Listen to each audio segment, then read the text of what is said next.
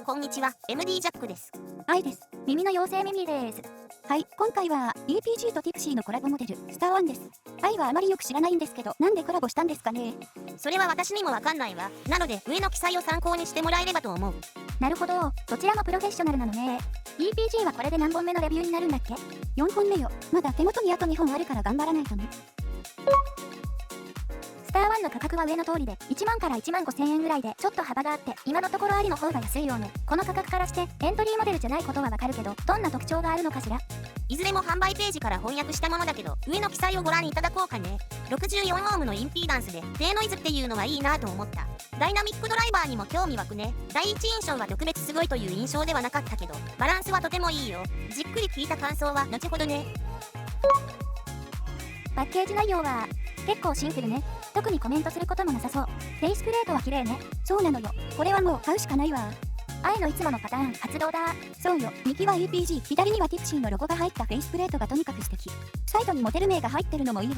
サイズは特筆することもなく一般的で、片耳 4g で重さも気にならず、装着感も問題ありません。ドライバーは 10mm、ダイナミックタイプ、次世代液晶ドーム複合振動板を採用。音質はそんなに硬い印象はなく、低域の良さとボーカルが際立つ感じ。ではここからは波形を見ながら進めましょう。バンドルイヤーチップが1種類だったので、マイイヤーチップとのミックスで表示します。5キロ以上で結構ばらつきがあるので調整しやすそうですね。そうだね。第一印象では広域をあまり強調しなくてもいいかなと思ったので、6から8キロあたりが中間的で、10キロ以上が控えめな単ジジム TAP ビートレベルを選んでみた。グラフ、この方がわかりやすいかな。バンドルイヤーチップより6から7キロあたりは少しだし、10キロ以上が控えめ。次は他モデルとの比較ね。これはどういうセレクト理由なの？ドライバー構成が同じで価格帯もまあまあ似てるからかな。あと最近あんまり聞けてないのでちょうどいいかと思ってね。ルーヌタイタン S はスター1に似た部分が多い印象だけど、10キロ以上の違いでタイタン S の方がシンバルの響き方が繊細に感じるね。それ以外は似たカーブだけど、比較では低域がやや控えめ。中域をあまり減衰させてないんで全体的に締まった質感だわ。一方 EA500 は低域を抑えて高域をきれいに効かせてくれる人気モデル。実機での違いはかなり感じるね。個人的には長時間聞くにはちょっと高域がきついけど、綺麗に伸びてくるんで高域好きな人にはたまらないモデルだろうね。今回のサウンドチェックはこの3モデルで聞いてみようと思う。音質調整の基準はスター1。接続部の形状が違うんでケーブルはトリポウィンソルスティスにしてみた。ソルスティスは音収録のモニターするときによく使っている。EA500 は開封時に装着されているレッドリングのフィルターを使用したよ。はい、了解です。ではサウンドチェックいきましょう。音量上がります。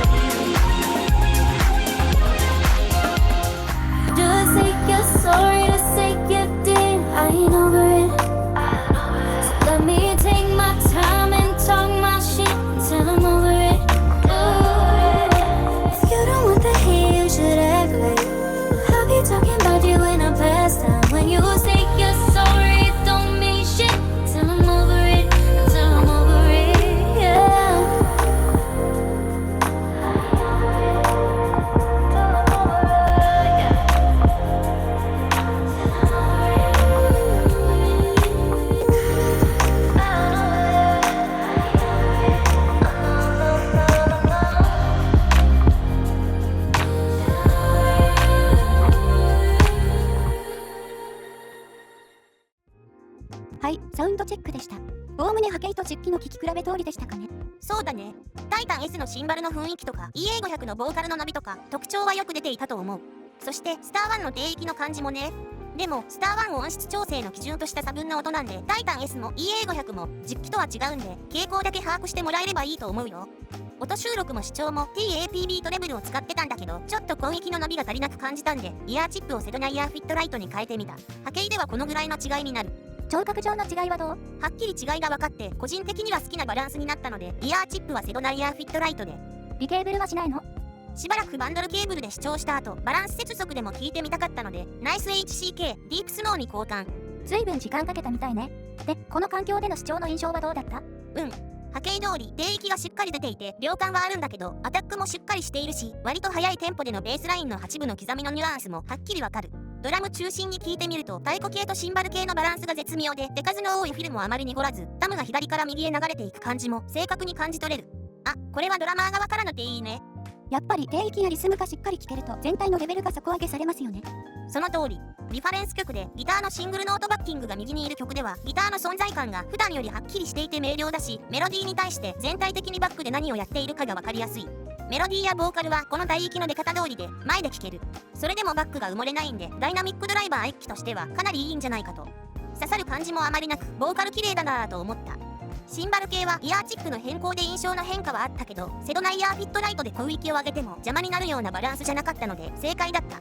ただ曲によってはきつく感じることもあったので、お好みで調整してほしいところ。この広域の感じは人によってかなり好みが変わりそうですね。ケーブルの選択でも調整できそうなので、いろいろやってみようかな。そうだね。楽しみながらいろいろ試すの大事。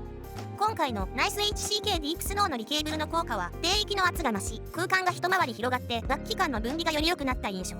必須ではないけど、リケーブルした方がよりのめり込める質感で聴けるよね。全体的な感想は？立ち上がりに特別鋭さは感じず、少し柔らかい印象だけど、このぐらいで十分な気もする。個人的な感覚ではモニターライクだけど、リスニングモデルとしてつまらない質感ではないし、高めのモデルだけのことはあるなぁという印象。そんなわけで、スター1は当たり前のように上質なサウンドを聴かせてくれる存在感のあるモデルだと思います。愛ちゃん、また欲しいモデルが出ちゃって大変だね。まあそうですけど、この音質とフェイスプレートのデザインですから愛はポチりますよ。まあある意味当然の結果ね。そうだね。エントリーモデルを卒業した人やダイナミックドライバーモデルファンの人には検討していただきたいモデルだと思います。ということで EPG と Tipsy のコラボモデルスター1のレビューでした。ではまた次の動画で。ご視聴ありがとうございました。MD ジャックチャンネルはイヤホンレビューを音と波形た言葉で表現します。チャンネル登録お願いします。